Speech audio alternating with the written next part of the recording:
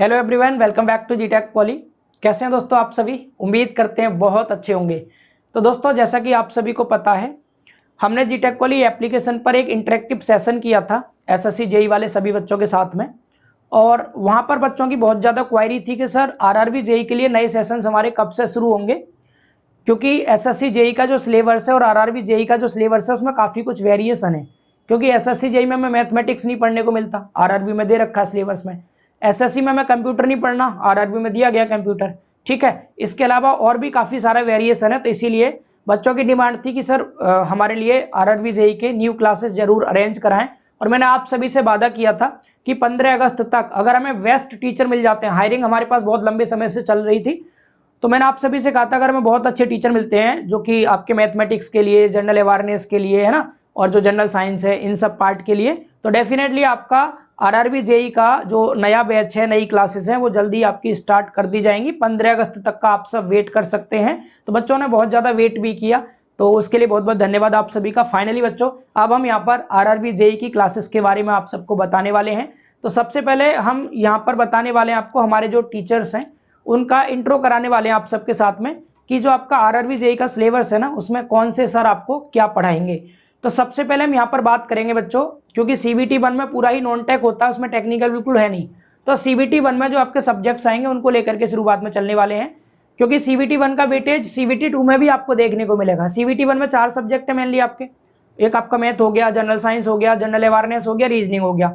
अब इसमें पेपर 2 में जब आप जाएंगे तो वहां पर भी आपको जनरल अवेयरनेस देखने को मिलेगा, फिजिक्स केमिस्ट्री जो जनरल साइंस का पार्ट है वो भी आपको देखने को मिलेगा, थोड़ा सा कंप्यूटर और इन्वायरमेंट का पार्ट भी है। तो कहीं ना कहीं हमारा जनरल अवेयरनेस और जनरल साइंस एक ऐसा पोर्शन है बच्चों जो मैं पेपर 1 और पेपर 2 दोनों के लिए साथ में लेके ही चलना पड़ेगा, क्योंकि दोनों में इसका वेटेज है। इसीलिए सबसे पहले मैं आप सबको इंट्रोड्यूस कराना चाहता हूँ जनरल अवेयरनेस के नए टीचर्स से, जिनका नाम है सागर सिंह। यानी कि सागर सर आपको इस बार जनरल अवेयरनेस पढ़ाने वाले हैं।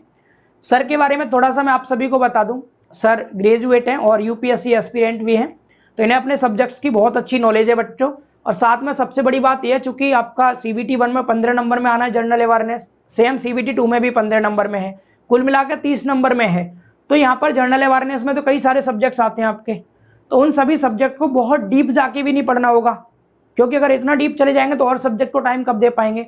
तो इसीलिए सागर सर इस चीज़ में स्पेशलिस्ट हैं। आपका जो एग्जाम का कंटेंट है बच्चों, जो एग्जाम ओरिएंटेड चीज़ें होंगी उन्हीं को लेकर के चलेंगे।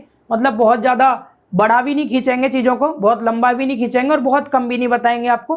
चीज़ें उस वे में लेकर चलेंगे जिस वे में जरूरी है आप सबके लिए। ठीक है, एक चीज़ आपको और बता दें, सर को ऑफलाइन का एक्सपीरियंस है, लगभग 1 साल सर ने प्रयागराज में पढ़ाया है। इलाहाबाद के सर हैं, आप सबका बहुत मन था कि सर इलाहाबाद के टीचर जरूर लाएं, तो हम ले आए भाई आप सबके लिए इलाहाबाद के टीचर। तो सर ने प्रयागराज में पढ़ाया है ऑफलाइन मोड में लगभग 1 साल। सर आप सबके साथ में ऑनलाइन फर्स्ट टाइम जुड़ेंगे। ठीक है, तो थोड़ा सा फ्रीक्वेंसी मैच करने में और इंटरेक्शन में 2-4 दिन आपको सर को समझना होगा चीज़ों को धीरे धीरे, उसके बाद आपको सब कुछ बहुत बेहतर लगेगा। क्योंकि मेरे बहुत अच्छे मित्र भी रह चुके हैं, तो मुझे उनके बारे में पता है कैसा पढ़ाते हैं, कैसी नॉलेज है उन्हें। और आप जब पढ़ेंगे तो आप खुद बताएंगे इस चीज़ को कि सर कैसा पढ़ा रहे हैं, फीडबैक आप सब जरूर देंगे। एक चीज़ और, सर थोड़ा सा स्लो चीज़ों को लेकर चलते हैं, मतलब धीरे बोलते हैं सर, बहुत प्यार से समझाएंगे, है ना। तो आपको पूरे फोकस के साथ समझना होगा। उससे भी बड़ी चीज़ ये है कि सर को सब कुछ लिख लिख के पढ़ाने की ज़्यादा हैबिट है। और ज्योग्राफी जो बेटा, ज्योग्राफी के तो पूरे स्पेशलिस्ट हैं सर, सब कुछ मानचित्र के माध्यम से आपको सारी चीज़ें समझा देंगे, नक्शे के माध्यम से। ऐसा कुछ मैं क्यों बोल रहा हूँ, जैसा कि मैंने आपको रिपीट किया, मेरे मित्र रह चुके हैं सर पहले और अभी भी हैं, मतलब तो हम लोग साथ में भी रहे थे कुछ समय प्रयागराज में, तो इसीलिए मैं आपको बता रहा हूँ बहुत अच्छे वे में आपको चीज़ों को कवर कराएंगे। और बहुत मतलब ये समझ सकते हैं जीटेक पॉली एक तरह से लकी है जो सर हमें मिल पाए और आ पाए सर हमारे पास बहुत रिक्वेस्ट के बाद। तो फाइनली इस बार आपका जनरल अवेयरनेस बहुत बेस्ट चलने वाला है, कोई कैसी भी दिक्कत आपको नहीं आएगी। ठीक है, तो मैं थोड़ा सा सर को आपको चेहरा एक बार दिखा देना चाहता हूँ। जिनकी मैं बात कर रहा हूँ बच्चों, वो है आपके सागर सर, जो आपको जनरल अवेयरनेस पढ़ाएंगे आरआरबी जेई में, है ना। पूरा जनरल अवेयरनेस बहुत अच्छे वे में आपको पढ़ाने वाले हैं। अब मैं थोड़ा सा सर को एक बार आप सबसे इंटरेक्ट और करा दूँ, आखिर सागर सर कौन है ना, क्या क्या आपको पढ़ाएंगे। आरआरबी जेई का सिलेबस भी मैं चाहूँगा सर ही आपको समझाएं, क्या आरआरबी जेई में सिलेबस है।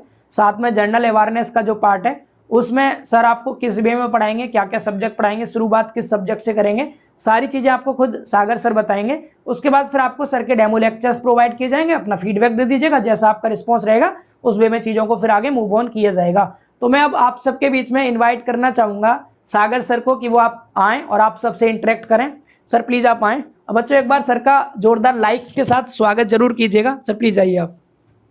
बहुत बहुत धन्यवाद सर, जी सर। जो आपने हमको अपने इस प्लेटफॉर्म पे मौका दिया। हेलो फ्रेंड्स, कैसे हैं आप लोग? आई होप कि आप लोग बहुत अच्छे होंगे और अपनी पढ़ाई पे पूरी तरह से फोकस कर रहे होंगे। जैसा कि सर ने आप लोगों को बताया है कि आप लोगों की आरआरबी जेईई की क्लासेस जो हैं बहुत ही जल्दी स्टार्ट होने वाली हैं, जो आप लोगों के प्लेटफॉर्म पे अपलोड हो जाएंगी बहुत ही जल्द। ठीक है ना? तो आज हम लोग देखेंगे थोड़ा आरआरबी जेईई क्या होता है और अपने सब्जेक्ट से रिलेटेड हम आपको थोड़ी बहुत जानकारियाँ प्रोवाइड करवाएंगे। उसके अंतर्गत कौन कौन से सिलेबस आते हैं, कौन कौन से सब्जेक्ट हैं, उसकी डिटेल जानकारी प्राप्त करेंगे। ठीक है, तो देखते हैं आरआरबी जेईई होता क्या है। आप सबको पता है आरआरबी जेईई 2 फेज में एग्जाम करवाता है। पहला हो गया सीबीटी 1 और दूसरा हो गया आपका सीबीटी 2। तो थोड़ा देखते हैं सीबीटी 1 होता क्या है। सीबीटी 1 में आप लोगों से नॉन टेक के 4 टॉपिक दिए जाएंगे, जिसमें से एक होगा आपका जर्नल अवेयरनेस, जिसकी क्लासेस हम लेंगे, जिसके अंतर्गत आपसे 15 क्वेश्चन पूछे जाते हैं और 15 नंबर्स के होते हैं, यानी कि एक क्वेश्चन 1 नंबर का। और इन चारों टॉपिक को मिला करके आपसे 100 क्वेश्चन पूछे जाएंगे, जिसको सॉल्व करने का समय आपको दिया जाएगा मात्र 90 मिनट का, जो कि होता है 1.5 घंटे। ठीक है, तो अब देखते हैं सीबीटी 2 क्या होता है। सीबीटी 2 में भी आपसे जनरल अवेयरनेस के 15 क्वेश्चन पूछे जाएंगे, जो 15 नंबर के रहेंगे, यानी कि सीबीटी 1 और सीबीटी 2 को मिला के आप लोगों से 30 क्वेश्चन पूछे जाएंगे। ठीक, आपके सीबीटी 1 में 100 क्वेश्चन थे, लेकिन सीबीटी 2 में आपसे 150 क्वेश्चन पूछेगा, जिनको सॉल्व करने का समय आपको दिया जाएगा मात्र 120 मिनट का, यानी कि 2 घंटे। ठीक, थोड़ा देख लेते हैं जनरल अवेयरनेस होता क्या है, उसके अंतर्गत कौन कौन से सब्जेक्ट आते हैं, थोड़ा अच्छे से उसके सिलेबस को देख लेते हैं। तो ये रहा आपका जनरल अवेयरनेस, जिसके अंतर्गत आपको कई सारे टॉपिक्स मिलेंगे। तो उसमें हमारा पहला टॉपिक क्या है? करंट अफेयर्स, यानी कि समसामयिकी।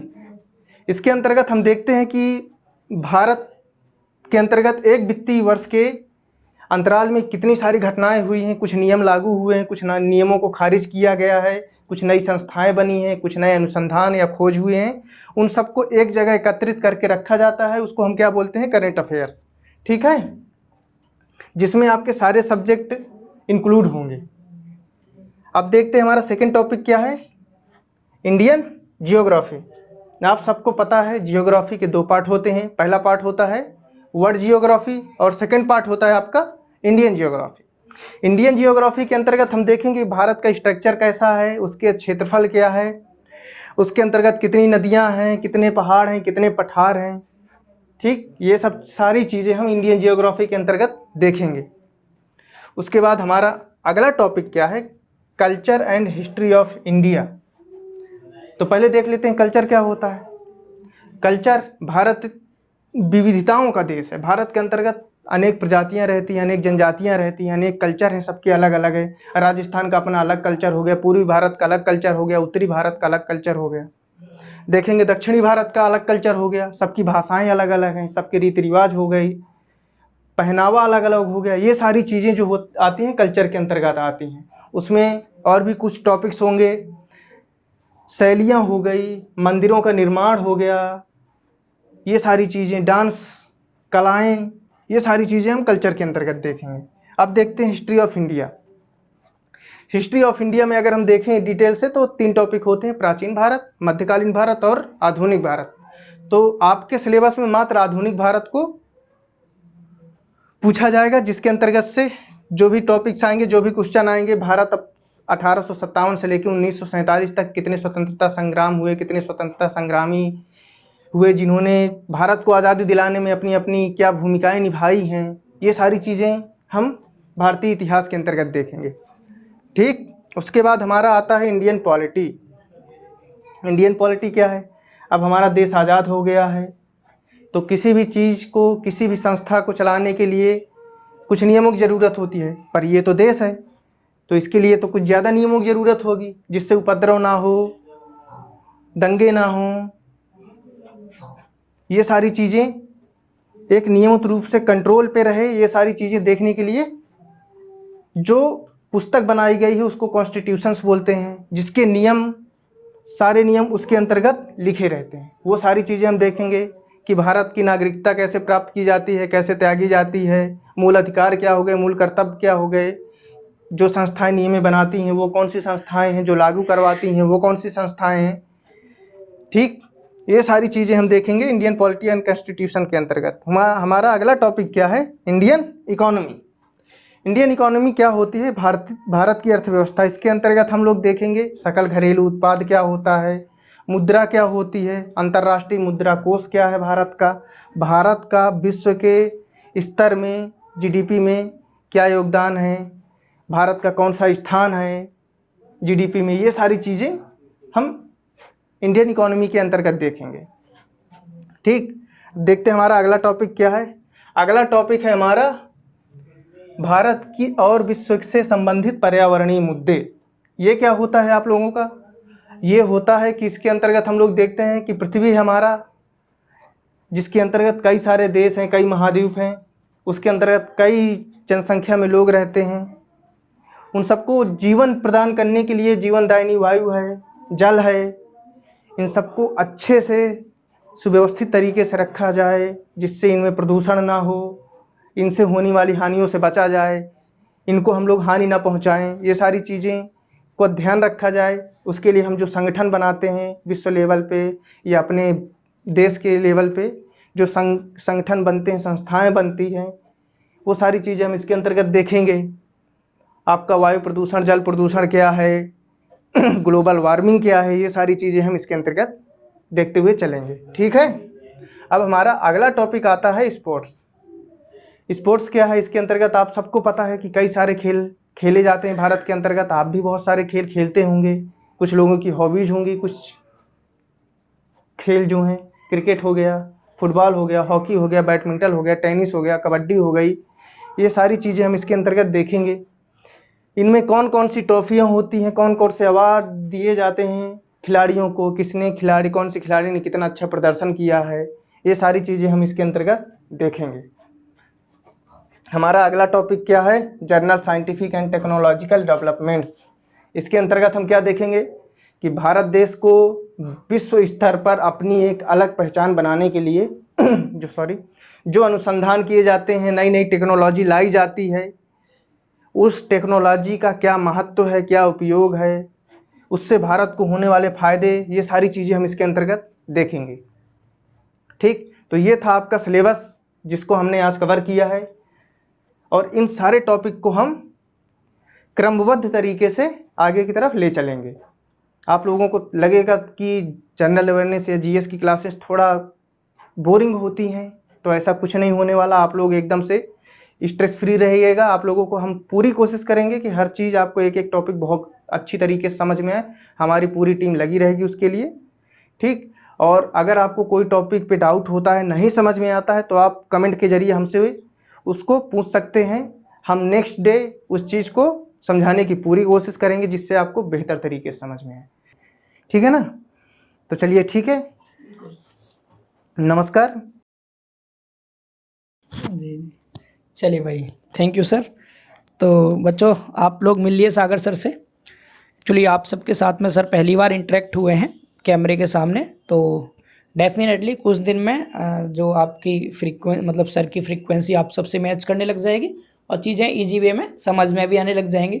जब सर आए थे शुरुआत में, सर मुझसे कह रहे सर अभी तक तो मैं ऑफलाइन पढ़ाता था, बच्चे सामने रहते थे, तो कोई भी प्रॉब्लम होती तो बच्चे पूछ लेते थे, मैं तुरंत डाउट क्लियर करता था। कुछ भी दिक्कत थी, बच्चे सामने है तो पता रहता था कैसे पढ़ाना है, और जो उनका फेस का एक्सप्रेशन था वो सारी चीज़ें माइंड में रहती थी। तो मैंने सर से सिर्फ एक ही बात कही, मैंने कहा सर आप माइंड में यही रखिए, आपके सामने बच्चे सब बैठे हुए हैं और आपको कैमरे को ही अपने बच्चे समझना है, और आपको खुद में ये फील करते चलना है कि बच्चों को जो आप समझा रहे हैं वो समझ में आ रहा होगा या नहीं।